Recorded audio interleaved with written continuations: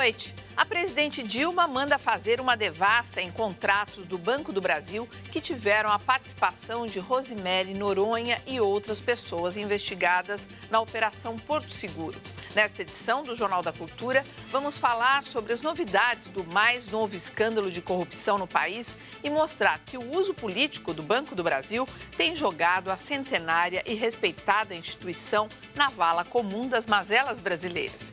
E veja também outros assuntos importantes desta segunda-feira. Eletrobras renova a concessão e adere ao plano do governo de redução da conta de luz. Rio de Janeiro tem fila quilométrica de pacientes que tentam marcar consulta em ortopedia. Desafio de verão para o futuro prefeito de São Paulo: combater as enchentes. O adeus a Décio Pignatari, poeta concretista, morto aos 85 anos.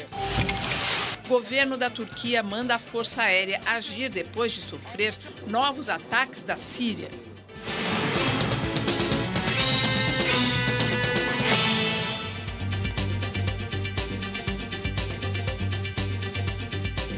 Participam desta edição o historiador e professor da Universidade Federal de São Carlos, Marco Antônio Villa, e o advogado e ex-deputado federal por São Paulo, Ayrton Soares.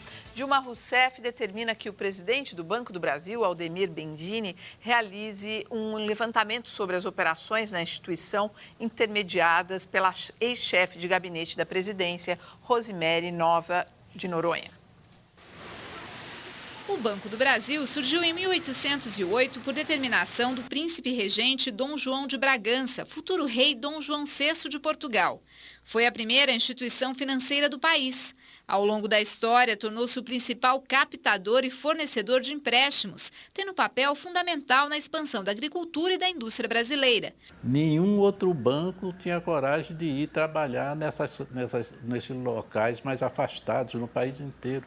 Isso foi que desenvolveu o Banco do Brasil e se estendeu por todos os estados, em vários lugares que eram recusados pela iniciativa privada.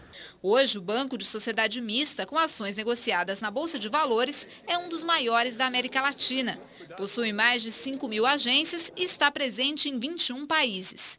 Em busca dos melhores quadros, a instituição foi a primeira no país a realizar concurso público. Seu Geraldo, 82 anos, lembra bem do significado de passar no concurso para auxiliar do Banco do Brasil em 1951. Todo mundo queria trabalhar. O Banco do Brasil era um emprego bom por causa da nossa Caixa de Assistência, a CACI, e pela Previ, a nossa Caixa de Previdência. A diretoria executiva do Banco do Brasil, responsável pela administração dos negócios, não participa de concurso público. Os cargos de indicação política muitas vezes viram manchete nos jornais. Nos últimos dias, a instituição esteve envolvida no escândalo protagonizado pela ex-chefe de gabinete da presidência, Rosemary de Noronha. Documentos obtidos pela Polícia Federal mostram que Rosemary intermediou a contratação de uma empresa do marido e do genro pela Cobra Tecnologia, uma subsidiária do Banco do Brasil. De acordo com a revista Época, Rosemary conseguiu ainda empregar o ex-marido, José Cláudio Noronha, na Brasilprev. Também pela influência da ex-chefe de gabinete, o banco concedeu um empréstimo de 48 milhões de reais à Formitex, empresa ligada a Paulo Vieira, ex-diretor da Agência Nacional de Águas. A ex-chefe de gabinete da Presidência da República em São Paulo trabalhava no terceiro andar deste prédio localizado na Avenida Paulista, centro financeiro da cidade. O prédio é também a sede regional do Banco do Brasil. Após as denúncias, a presidente Dilma determinou a extinção do gabinete em São Paulo. O local era conhecido como Planaltinho. Os acontecimentos vêm à tona logo após o julgamento do Mensalão, onde o Banco do Brasil também esteve envolvido. O ex-diretor de marketing do banco, Henrique Pisolato, foi condenado a 12 anos e 7 meses de prisão. Ele é acusado pelo desvio de mais de 4 milhões de reais para abastecer o esquema de compras de voto no Congresso. De acordo com especialistas, as indicações políticas para os cargos do governo têm influência nos recentes escândalos de corrupção e tráfico de influência. O volume de dinheiro que uma pessoa desse tipo gerencia é gigantesco. E questão dos atributos morais já é um pouco mais complicada, porque a pessoa pode até ser concursada e não ter esses atributos morais necessários para ocupar a posição. mas isso é uma questão de seleção. As indicações teriam que ser feitas, sem dúvida alguma, a partir da qualificação técnica, né? Em nota, o Banco do Brasil informou que refuta com veemência qualquer tentativa de relacionar a imagem da instituição às denúncias veiculadas pela imprensa. Existe um certo exagero nas matérias, ou mesmo nos comentários, inclusive o Filipão chegou a citar, né? Mas aí é outra situação. Não é feliz nessas. Basta ver o comentário sobre o Pinochet que ele fez certa vez, né? Então ele não é feliz nesses comentários. Mas, voltando assim ao que a gente tem acompanhado nos jornais e acompanhado o caso aí da Rosemary, quanto que fica realmente arranhada com esse episódio o Banco do Brasil, ou se isso é uma situação pontual? Bem, o caso do Pisolato, eu gostaria que o presidente do banco tivesse feito uma declaração oficial, porque foi provado nos autos do processo do Mensalão um desvio milionário através do Fundo VisaNet, do qual o Banco do Brasil participa, e o dinheiro saiu do Banco do Brasil. E eu vi o silêncio por parte do presidente do banco. Isso é muito grave. Foi feita alguma auditoria ou não? Quem está errado? A decisão do Supremo ou a gestão do banco? O segundo ponto são os cargos nomeados partidariamente. Banco do Brasil não é braço de partido político. Por exemplo, a ex-governadora do Pará, Ana Júlia Carepa, foi nomeada ou estava para ser nomeada para uma das diretorias do banco, e ela não tinha nenhuma atribuição para o exercício daquela função. Houve todo um barulho porque ela estava desempregada, porque não foi reeleita. E ficou elas por elas. Então, o Banco do Brasil não pode ser cabido de emprego. Agora, o Banco do Brasil não é um órgão do governo. É uma sociedade anônima. É uma sociedade de capital aberto. Acionista o governo federal. Então, cabe perguntar que a ordem não tem de ser da presidente. Inclusive, há um problema de relação. Tem de ser uma ação do próprio banco, da sua estrutura hierárquica, fazer cotidianamente essas auditorias. E não cabe ao presidente da República dizer isso, cabe ao presidente fazer isso. Mas e não acho que isso é contra a imagem. Diante de todos esses fatos e acontecimentos, é uma decisão que você acha que tem que ser questionada? Não é bom que se investigue? Não, eu gostaria de saber o que ela fez com seus ministros. Ela demitiu 8 ministros e não aconteceu nada com nenhum dos 8 ministros. Ninguém foi processado nem a Erenice Guerra da Casa Civil, que a sucedeu ainda no governo Lula. É faxina de fantasia.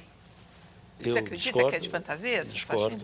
Acho que a presidente, por ser presidenta do Brasil e tendo um banco maior acionista, o governo federal, eu acho que ela tem todo o direito e dever de pedir que seja feita uma limpeza no banco, que se apure até a exaustão tudo isso. É bom lembrar que tudo isso que foi apurado por órgãos do atual governo federal. Você pega a CGU, a Controladoria Geral da União. O presidente é o ministro do atual governo. Você pega a Polícia Federal. A gestão é dos indicados para a chefia pelo atual governo, com independência regional para realizar todo tipo de investigação. Isso é um fato inédito. Aparecer isso, essa corrupção, é o que há de mais salutar para a sociedade brasileira. É verdade, a gente percebe que o trabalho da Polícia Federal tem sido independente. Mas veja, agora, porque foi o ministro Tarso Genro, que durante 3 anos foi ministro, que determinou que as superintendências regionais tinham autonomia para promover investigações. Mas, ao que consta, o diretor da Polícia Federal foi surpreendido com essa ação que foi da superintendência. Então, isso que eu quero dizer. Como a autonomia existe para as superintendências estaduais, por força de decisão do ministro Tarso Genro, eles puderam fazer toda a investigação e depois, então, isso tem razão. Porque eu soube de um caso, até no Maranhão, que a Polícia Federal teve que mandar para lá um destacamento próprio, deslocado de Brasília, porque os que estavam no Maranhão estavam compliciados com autoridades locais. Mas são órgãos de Estado, não de governo. Então, né? Sim, órgãos de Estado que são controlados pelo governo. São órgãos de Estado, Quem instituições permanentes. A figura do engavetador-geral da República, de governos anteriores. Mas essa anteriores, não é a questão que está colocada. Não, quem era engavetador-geral? Era o procurador-geral. De um determinado governo. Dizer que é louvável o trabalho hoje da... Não, eu acho louvável para sempre o trabalho do federal. Óbvio. E eu acho que isso aí tem que ser registrado tem que ser seguido daqui para frente. É verdade. E mais ainda, esse negócio de nomear para essas agências pessoas que para essas agências tem que ter pelo menos um concurso de títulos, de ficha limpa. Não é possível continuar... Eu já disse em programa aqui, e até fui mal entendido por uma professora, que se você nomear uma figura que tenha uma função qual na sociedade, que vai ganhar 6 mil cruzeiros para fiscalizar, R$6.000. 6 mil reais, para fiscalizar todas as empresas que cuidam, por exemplo, de negócio com água, com petróleo, com avião. Isso aí... Mas tem salários de 24 mil reais, 23, 20 nessas agências. Olha, apareceu na Agência Nacional de Águas. Não, o Gente, cargo é esse. Sim, mas... O diretor ganha isso. Sim. Eu gostaria agora de dar aqui um outro olhar por esse mesmo acontecimento, que é a figura central dessa moça, a Rosemary Noronha. A Rosemary, ao que constam aqui várias publicações, insinuam, de alguma maneira, que ela teria tido ali algum relacionamento afetivo, mais íntimo, com o ex-presidente Lula. Eu vou aqui citar, por exemplo, a Folha de São Paulo, que fala no sábado que o relacionamento dos dois começou ali há um ano da corrida presidencial, em outro trecho... Em 93. Em 94. Mas um ano antes, em 93. 93. Outro trecho fala que o relacionamento dos dois existia há 19 anos e se manteve oculto do público. Enfim, ninguém fala claramente, nem nós estamos dizendo aqui, que havia essa proximidade diferenciada, vamos dizer assim, e que isso teria aí, o privado teria atingido a esfera do interesse público. Eu vou conversar agora, vou chamar por telefone ao vivo a jornalista Suzana Singer, que é o ombudsman da Folha de São Paulo. Ela acompanha todo esse desdobramento da Operação Porto Seguro, escreveu sobre isso ontem. E, Suzana, eu gostaria então de ouvir a sua opinião sobre o tratamento dessas questões da vida privada de uma figura pública como o ex-presidente Lula nessa questão. Boa noite, Suzana. Boa noite, obrigada pelo convite. Eu acho, então, que esse caso, ele quebra um paradigma um pouco do jornalismo brasileiro, de que a gente tem uma tradição de preservar, até certo ponto, a privacidade dos políticos brasileiros. A gente não costuma dar muita atenção a fofocas sexuais, supostos relacionamentos extraconjugais, como acontece quase cotidianamente nos Estados Unidos. Esse caso do suposto relacionamento do ex-presidente Lula com a sua ex-assessora é diferente porque ele tem uma consequência na administração pública. Se for verdade que o ex-presidente escolheu a Rosemary e lhe deu tamanhos poderes por conta de um relacionamento íntimo, isso levou a uma série de ações que agora estão sendo investigadas pela Polícia Federal. Parece que ela teria abusado desses poderes, fez o tráfico de influência. Então, nesse caso, eu acho que é plenamente justificável que a imprensa escreva sobre isso. Uhum. Agora, assim, existe uma grande diferença, eu gostaria até que a Suzana não fosse embora, ficasse mais um pouquinho, com relação ao comportamento da imprensa em outros lugares. Por exemplo, o Clinton com a Mônica Lewinsky não chegou a deixar de ser presidente, mas foi por pouco que isso não aconteceu. Tem aí as imagens da ex-estagiária com ele. Tem também o caso do Berlusconi com aquela garota, a Rubi, o Charles com a Camila Parker, enfim. Aqui no Brasil, inclusive, o Renan Calheiros com a jornalista, esqueci o nome dela, Mônica, não é isso? Então, o interesse da nossa imprensa nesse aspecto é positivo, ou seja, não entra nesse olhar mais conservador, que julga a vida pessoal e mistura com a vida pública do político? Como você vê isso? Eu gostaria de ouvir vocês também aqui. Podem participar, por favor. Suzana. Então, eu acho que é isso. Eu acho difícil acreditar que os nossos políticos sejam santos, né? E que enquanto que os ingleses e os americanos italianos estejam sempre envolvidos aí em escândalos. Eu acho que a diferença que existe é que, pelo menos até agora, a imprensa fechou os olhos a esses casos. Eu acho que o que chega mais próximo do que aconteceu agora foi em relação ao filho que o ex-presidente Fernando Henrique teve fora do casamento. A grande imprensa não publicou nada a respeito, até recentemente, quando ele já estava viúvo e ele mesmo reconheceu o rapaz. Nesse caso do ex-presidente Fernando Henrique, era um caso absolutamente íntimo, pessoal. Não havia nenhum indício de que isso tivesse afetado a sua atuação como presidente. Então, nesse sentido, eu não acho que esteja havendo uma mudança de rumo na imprensa.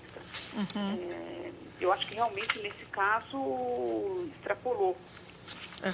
Quer dizer, vocês concordam com a Suzana? Nessa linha, a imprensa francesa nunca divulgou o romance oculto do presidente Mitterrand, que tinha uma companheira com a qual tinha uma filha, mas só que essa companheira, essa filha, nunca estiveram envolvidos na vida pública francesa. Nunca ocuparam cargos, nunca tiveram nenhuma atuação na administração pública. Então, pôde a imprensa francesa saber da vida privada e respeitar a vida privada. Quando a vida privada produz efeitos na administração pública, aí cai essa barreira. Eu acho que é isso que a Suzana quis dizer, com o que eu concordo totalmente. Olha, na história do Brasil, desde o Império, você tem no primeiro reinado chefe de Estado, né? O caso de Dom Pedro I, o caso conhecidos, Dom Pedro II, na República Velha, Washington Luiz, depois de 30, Getúlio Vargas, Juscelino Kubitschek. Nenhum desses chefes de Estado misturaram esses casos que acabaram ocorrendo com o exercício da função pública. O caso atual é de uma enorme gravidade, porque essa senhora, Rosemary, teria viajado 23, 24 ou 28 viagens ao exterior, acompanhando o presidente, sem exercer nenhuma atividade oficial. Portanto, ela foi para servir o presidente. Eu queria saber quem paga as diárias, o custo da viagem, o hotel. Segundo, ela traficou influências com a participação do presidente da República, Luiz Inácio Lula da Silva, nomeando funcionários que cometeram crimes gravíssimos ao Estado brasileiro. Crimes gravíssimos, com a participação do ex-presidente Luiz Inácio Lula da Silva. O escritório do gabinete da presidência, aqui em São Paulo, era decorado um espaço público, com fotos enormes do presidente jogando bola e as almofadas com fotografia do presidente, pago por nós. Então, eu queria que o ex-presidente falasse, ele gosta de falar tanto, que explicasse as 28 viagens que você, telespectador, pagou, toda a corrupção que essa senhora nomeou, funcionários que afetaram o nosso cotidiano da Agência Nacional de Águas, de diversas agências, chegando a tráfico envolvendo 2 bilhões e a decoração do gabinete pago com o nosso dinheiro. Eu queria que o ex-presidente Lula viesse a público e nos explicasse esses atos de corrupção que ele teve participação direta. Não vai dizer que não sabia igual o Mensalão, o senhor sabia.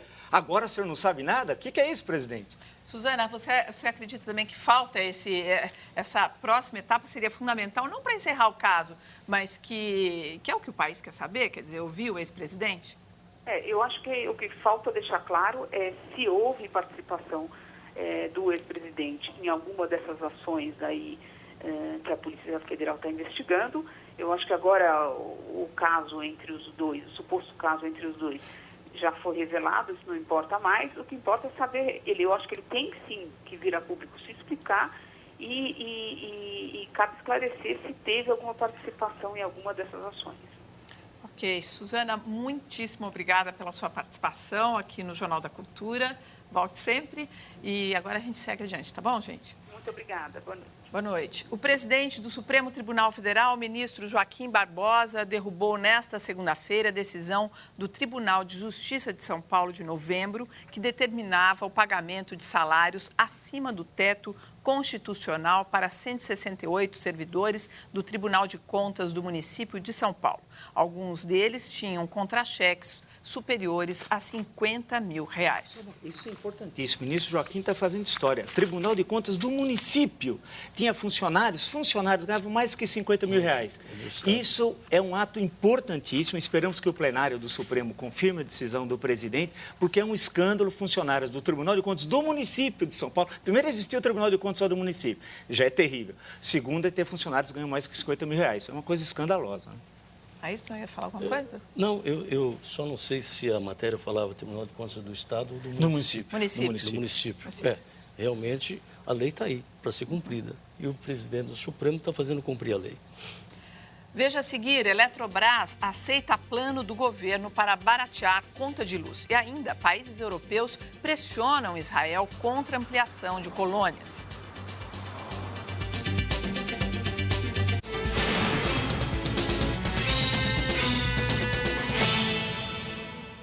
No centro do Roda